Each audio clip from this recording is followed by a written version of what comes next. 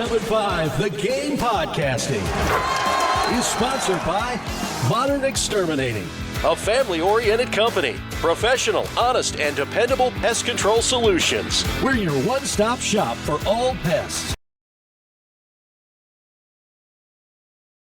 Langston, let's start with the games from last week. I know you had, and I'm glad you did, pick my Broncos to make it happen. Didn't quite get there, and what turned out, speaking of snow, to be a tale of two different games. I'm curious, as a football guy, how much you put into Sean Payton not putting those points on the board in the first half.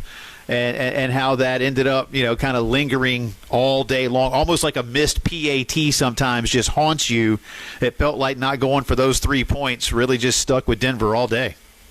Yeah, and he felt like he was kind of like chasing it for the rest of the game, like you said. And so that's the thing I think I was most disappointed with, with Sean Payton, was like it felt like he was just not as prepared, or he didn't pull the trigger, or like he wanted to pull the trigger, and then like the weather came, and there's a whole bunch of excuses that I wouldn't expect from him, because he's always creative. He's always trying to figure out different ways to kind of stay, a nice blend of like the old school, take the points, sometimes forget analytics, that type of stuff. Okay, the snow game is coming. Let's have something in the repertoire. Man, I got a guy on this roster that can just beat up all the hell, all type of crazy stuff I can run, even though he doesn't have the crazy. I mean, just all type of things were open.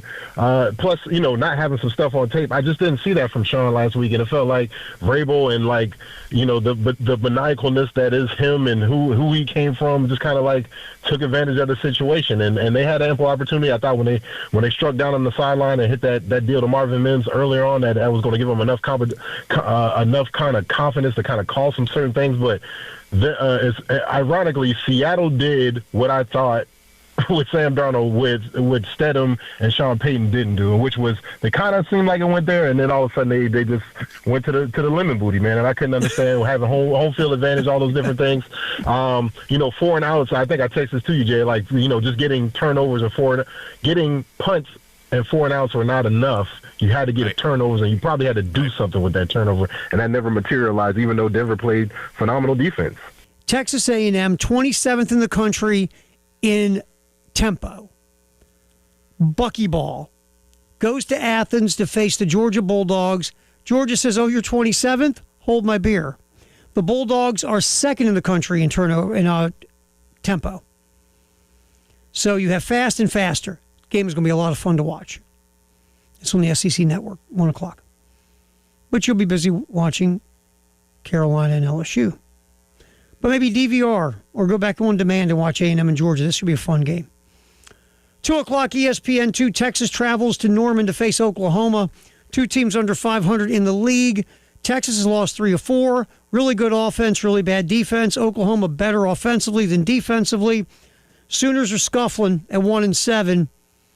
But Texas is beatable. See if Porter Moser can get a much-needed win at Oklahoma. That's 2 o'clock ESPN2 Saturday. Mississippi State travels to Missouri. Mississippi State, they did get a much-needed W to go to 3-5.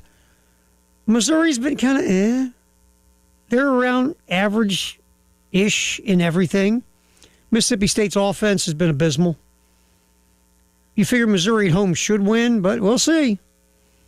That game, 3:30 on the SEC Network. 6 o'clock SEC Network, Ole Miss, who has been very underwhelming on both ends of the court.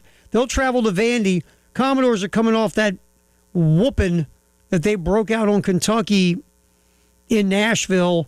See if Vanderbilt can double down and get another one against a team that is not as good as they had hoped to be in Ole Miss.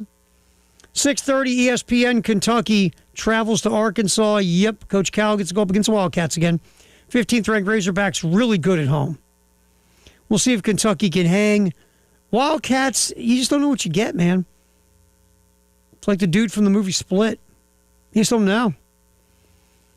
You feel like Arkansas should pull a W here, but if Kentucky plays up to their potential, sure the Wildcats could upset the backs on the road.